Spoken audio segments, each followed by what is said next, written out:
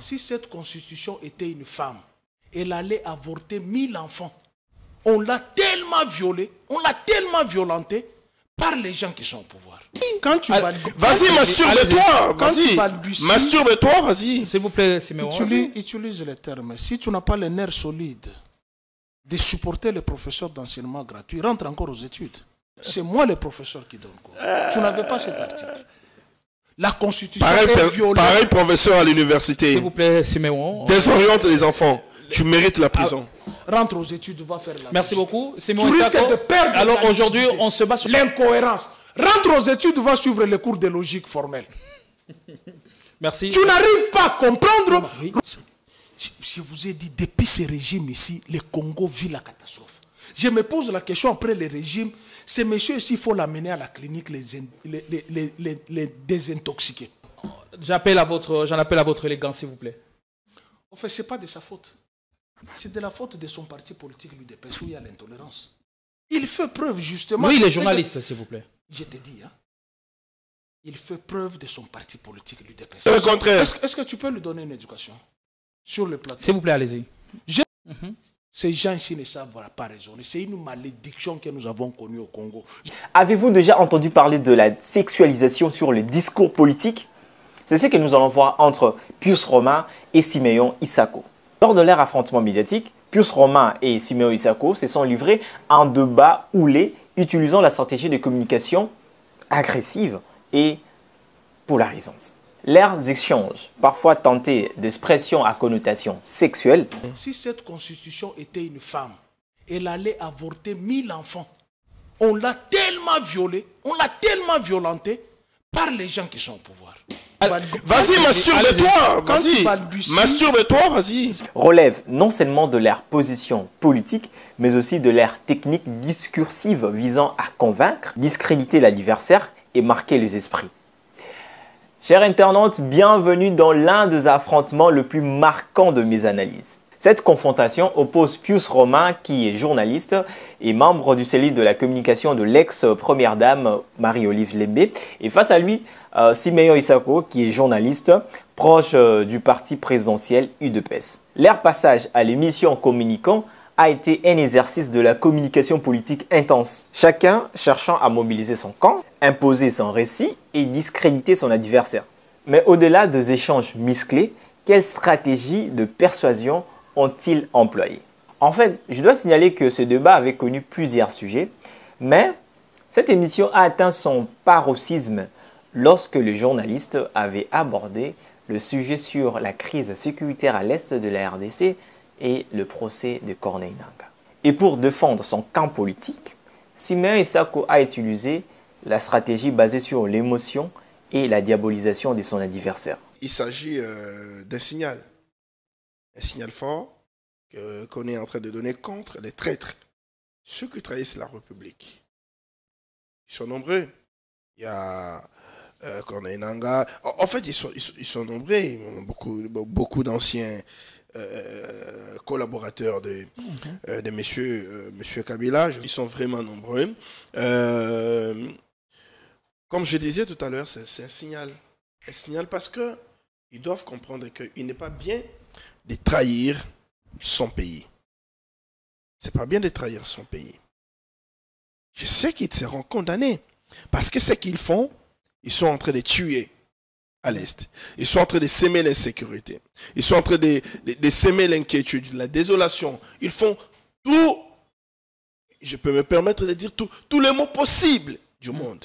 Ils infligent la souffrance à la population congolaise à l'Est de la RDC. Et ils doivent être sanctionnés à la taille des crimes qu'ils sont en train de commettre. Ils sont en train de vouloir rejoindre cette rébellion à ceux qui nourrissent dans leur tête ces idées et à ceux qui sont déjà là-bas. Mais enfin, c'est compatriotes. Siméon Isako a utilisé la stratégie de recadrage moral et émotionnel en présentant l'affaire de Corneille Nangaa comme un acte de trahison nationale. Il a qualifié ces procès d'un signal fort pour punir ceux qui, selon lui, ont vendu la République. Alors, quelles sont les techniques utilisées dans cette intervention? Premièrement, l'appel à l'émotion.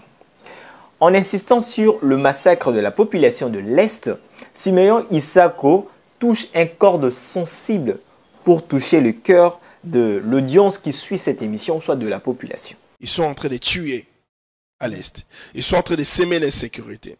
Ils sont en train de s'aimer l'inquiétude, la désolation. Ils font tout, je peux me permettre de dire tous les mots possibles. Deuxièmement, la diabolisation de l'adversaire. Il associe Nanga, Kabila et ses alliés à de traîtres de la nation et cette technique est efficace pour discréditer totalement le camp politique de son adversaire. Les acolytes de Nanga que nous jugeons aujourd'hui, que les pays jugent aujourd'hui, étaient quelques années membres d'un parti présidentiel. Quelques mois, ils le sont d'ailleurs. Ils le sont jusqu'aujourd'hui. Ils étaient il y a quelques années collaborateurs, plus proches collaborateurs du sénateur à vie. Troisièmement, l'autorité présidentielle. En reprenant le propos de Félix Tshisekedi, il cherche à s'appuyer sur la figure du chef de l'État qui est la personne la mieux informée, parce qu'on doit rappeler que lors d'une intervention médiatique du chef de l'État, il a affirmé que l'AFC de Nanga, c'est Joseph Kabila. Et donc ça veut dire que ce n'est pas le fait qu'on dise qu'au regard de sa fonction, de son poste, au regard de est-ce qu'il peut faire ça. Non. Quand quelqu'un a les germes de la trahison, quels que soient les rangs sociaux qu'il occupe. Face à cette attaque, Pius Romain, lui maintenant de son côté, va adopter une stratégie de contre-attaque basée sur l'ironie et l'inversion de responsabilité. Il tourne en dérision l'obsession du pouvoir en place sur Joseph Kabila.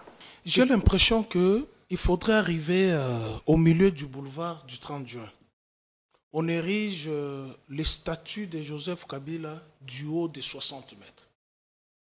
Pour que les gens qui ont envie de citer tout le temps son nom se réfèrent à ces statues.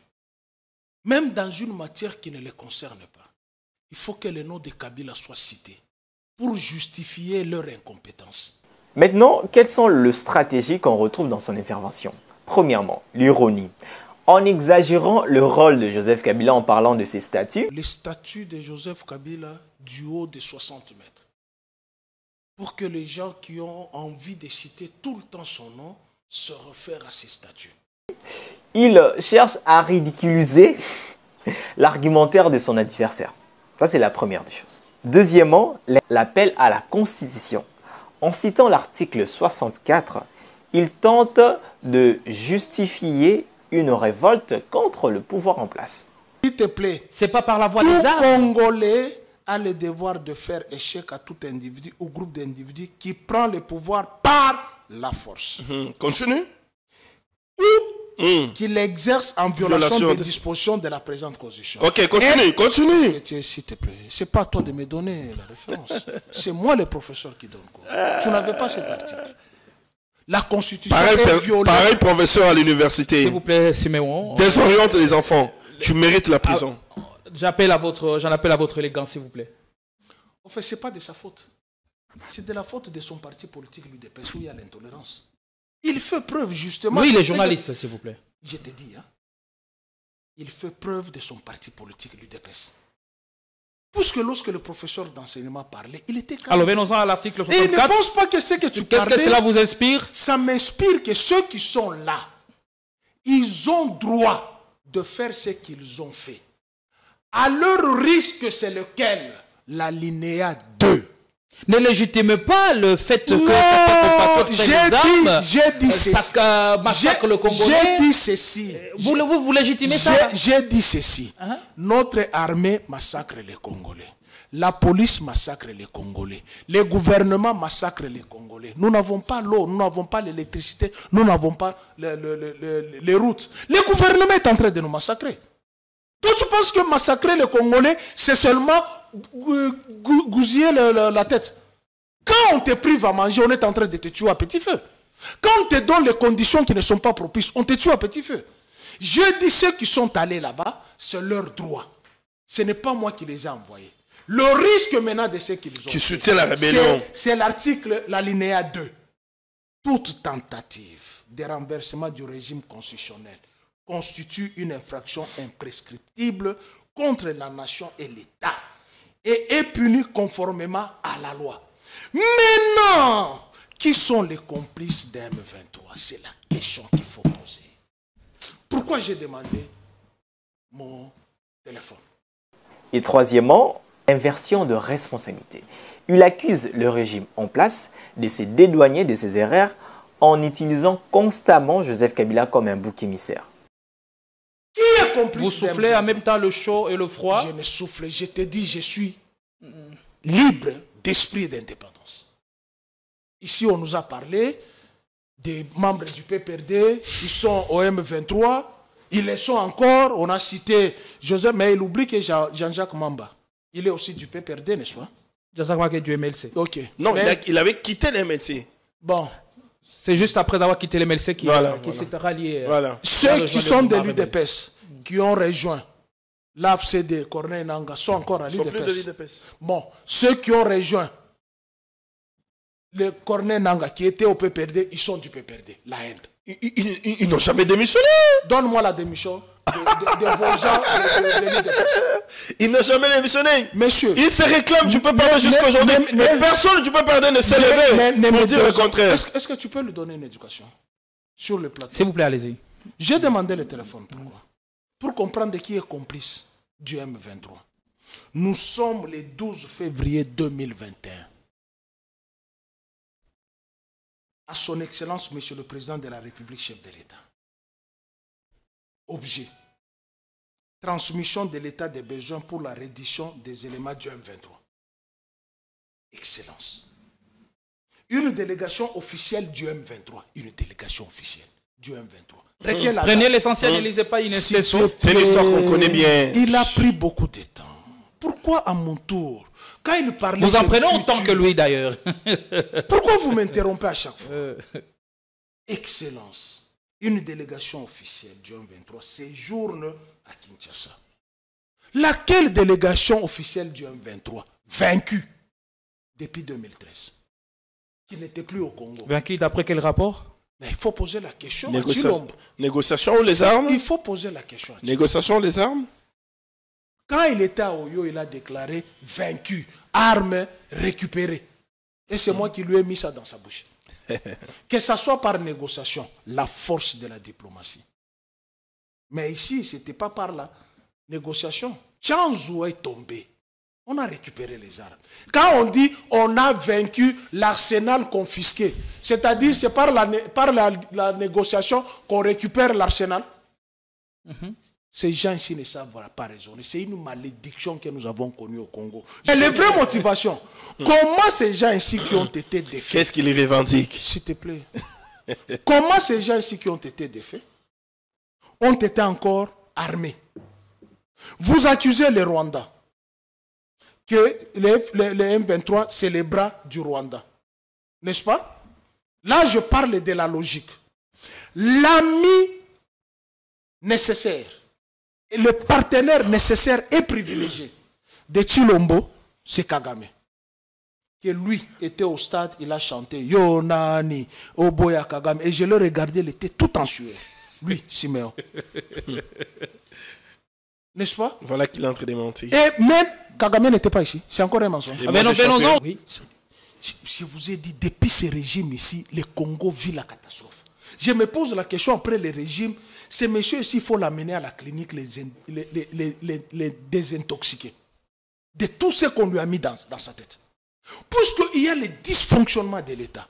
Et il soutient le dysfonctionnement de l'État. J'ai la lettre de Claude Ibalanki, qu'il écrivit à l'auditeur supérieur des forces armées de la République démocratique du Congo, de suspendre les poursuites judiciaires contre les éléments du M23. Maintenant, quand on dit suspendre les poursuites judiciaires, qui avait poursuivi ces éléments du M23? C'est celui-là qui l'accuse d'être des mèches du M23. L'incohérence. Rendre aux études va suivre les cours de logique formelle. Merci. Tu n'arrives pas à comprendre. Roger Lumbala était porte-parole de M23. Roger Lumbala a combattu Joseph Kabila. Comment Joseph Kabila peut être des mèches avec le M23, c'est-à-dire Je prends maintenant la trilogie. Paul Kagame, qui est le partenaire nécessaire et privilégié de Tshilombo. Entre-temps, qui est les frères, selon vous, de Joseph Kabila. Et Tshilombo et Joseph Kabila sont des ennemis. Mais ayant un partenaire en commun, rentre aux études, va faire la Merci logique. beaucoup. Tu risques de perdre. Alors aujourd'hui, on se... Alors, la partie la plus importante de ce débat, c'est celle-ci. Si cette constitution était une femme, elle allait avorter 1000 enfants. On l'a tellement violée, on l'a tellement violentée par les gens qui sont au pouvoir. Violer Monsieur, dans quelle disposition? Quand tu parlais, j'étais calme, j'étais au cimetière. Non, mais violer dans La meilleure façon de parler, c'est d'écouter. Les professeurs d'enseignement gratuit, quand tu Allez-y. parlais, quand tu balbutiais... Tu n'enseignes personne sur ces plateaux. Tu n'enseignes personne sur ces plateaux, vas-y. Vas-y. Quand tu balbutiais... Vas-y, masturbe-toi. Quand tu Vas-y. balbutiais... Masturbe-toi, vas-y. S'il vous plaît, Siméon. Utilise les termes. Si tu n'as pas les nerfs solides de supporter les professeurs d'enseignement gratuit, rentre encore aux études. Chacun tente non seulement de discréditer l'autre, mais aussi de frapper l'opinion avec de techniques, bon, disons, avec de formules choc. Pius Romain, dans cet exercice de rhétorique provocatrice, va lâcher une phrase qui marquera ce face-à-face. Si cette constitution était une femme, elle allait avorter 1000 enfants. On l'a tellement violée, on l'a tellement violentée par les gens qui sont au pouvoir. Maintenant, c'est quoi la stratégie derrière cette phrase, ou soit le message derrière cette phrase? Le mot viol, c'est une métaphore forte pour dénoncer les abus du pouvoir en place. Vous devez savoir que l'avortement ici évoqué d'une manière exagérée renforce l'image d'un État abusif et sans scrupules. Mais non, deuxièmement, l'indignation et la dramatisation. En assimilant la violation de la Constitution à une agression répétée, il transforme le problème juridique en un drame humain et émotionnel. Cela permet de capter l'attention et l'indignation du public, une technique couramment utilisée en communication politique. Mais non, troisièmement, victimisation de la population. Pius Romain ne parle pas seulement de la Constitution, mais sous-entend que c'est tout le pays qui est malmené par le régime en place. Face à cette punchline, Siméon Isako ne cherche pas à défendre sur le fond. Au lieu de débattre directement, il adopte une stratégie d'humiliation en lançant ceci. Vas-y, masturbe-toi. Vas-y. Masturbe-toi, vas-y. Pourquoi cette réponse? 1. La déstabilisation. Plutôt que de refuter les arguments de Pius Romain, il a préféré d'attaquer la forme, sous-entendant que Pius Romain s'écoute parler sans apporter de preuves. Deuxièmement, rupture de débat rationnel. En introduisant le mot masturbation, il cherche à détourner la conversation en la réduisant à un spectacle grotesque. Troisièmement, pour finir, la domination verbale. En suggérant que Pius Romain se compromet dans ses discours, il tente de le discréditer aux yeux du public. Là, vous avez compris. Alors, maintenant, pourquoi est-ce que je dis que cette confrontation marque les esprits? Cette technique, bien que agressive, c'est une classique dans la communication politique. Quand on ne peut pas contredire un argument, on discrédite celui qui le porte. Alors, pour finir, je mérite tout simplement dire que cet affrontement dépasse la simple opposition entre le pro-Kabila et le pro-Tshisekedi. Et cela illustre une bataille médiatique où l'objectif, ce n'est pas d'avoir raison, mais d'influencer l'opinion publique à travers de formules frappantes et des attaques personnelles. Mais je vous promets que demain, nous allons revenir sur la deuxième partie de ce débat entre Pius Romain et Siméon Isako. Merci d'avoir suivi cette première partie. Abonnez-vous si vous êtes nouveau à la chaîne. N'oubliez pas de liker et partager la vidéo pour ne rien rater prochainement. Bon, activez la cloche de notification pour ne rien rater prochainement. C'était PTM, c'est toujours là pour vous servir.